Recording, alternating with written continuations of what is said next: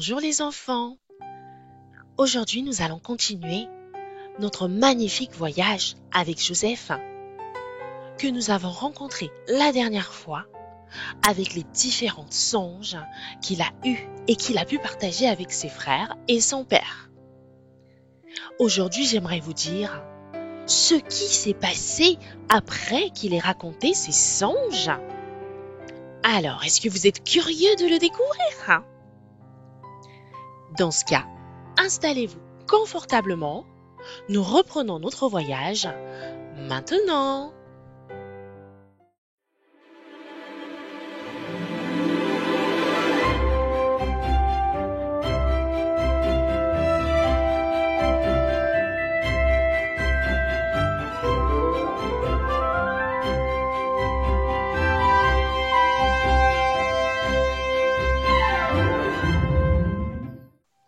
Cette deuxième partie de notre histoire s'appelle Joseph vendu par ses frères.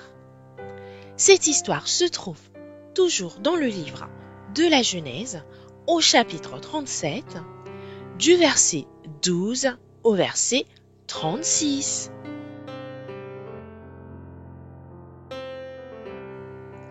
Les frères de Joseph étant allés à Sichem pour faire paître le troupeau de leur père, Israël dit à Joseph: « Tes frères ne font-ils pas paître le troupeau à Sichem ? Viens, je veux t'envoyer vers eux. » Et il répondit: « Me voici. » Israël lui dit: « Va, je te prie, et vois si tes frères sont en bonne santé, et si le troupeau est en bon état, et tu m'en rapporteras des nouvelles. » Il envoya ainsi de la vallée d'Hébron, et Joseph alla à Sichem. Un homme le rencontra, comme il errait dans les champs. Il le questionna en disant: « Que cherches-tu » Joseph répondit: « Je cherche mes frères. Dis-moi, je te prie, où ils font paître leurs troupeaux. » Et l'homme dit: « Ils sont partis d'ici, car je les ai entendus dire: allons à Dothan. » Joseph alla après ses frères, et il les trouva à Dothan. Ils le virent de loin, et avant qu'il fût près d'eux, ils complotèrent de le faire mourir. Ils se dirent l'un à l'autre: « Voici le faiseur de songes qui arrive. Venez maintenant, tuons-le, et jetons-le dans une des citernes.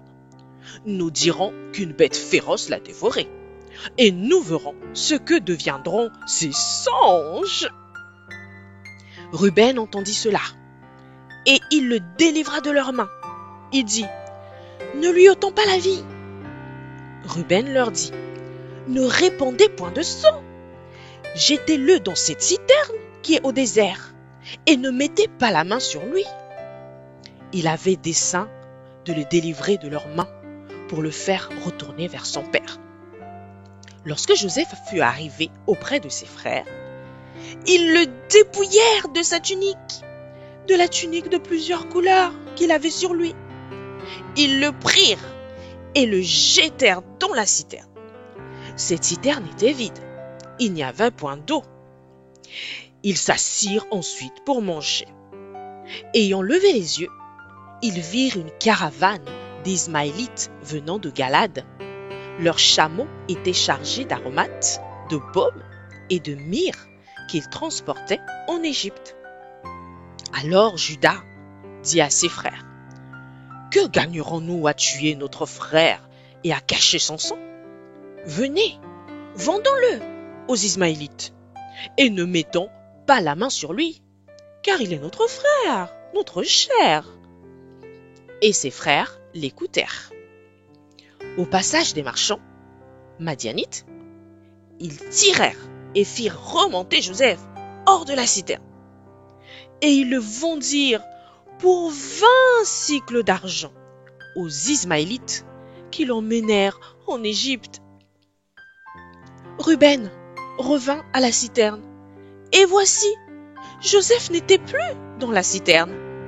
Il déchira ses vêtements, retourna vers ses frères et dit: « L'enfant n'y est plus.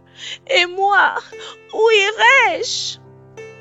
Ils prirent alors la tunique de Joseph et ayant tué un bouc, ils plongèrent la tunique dans le sang. Ils envoyèrent à leur père la tunique de plusieurs couleurs en lui faisant dire: Voici ce que nous avons trouvé. Reconnais si c'est la tunique de ton fils ou non.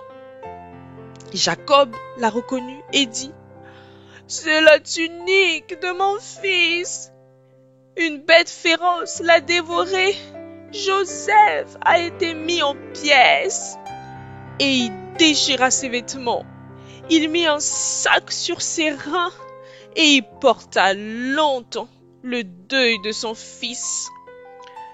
Tous ses fils et toutes ses filles vinrent pour le consoler. Mais il ne voulut recevoir aucune consolation. Il disait: C'est en pleurant que je descendrai vers mon fils au séjour des morts. Et il pleurait son fils. Les Madianites le vendirent en Égypte à Potiphar, officier de Pharaon, chef des gardes.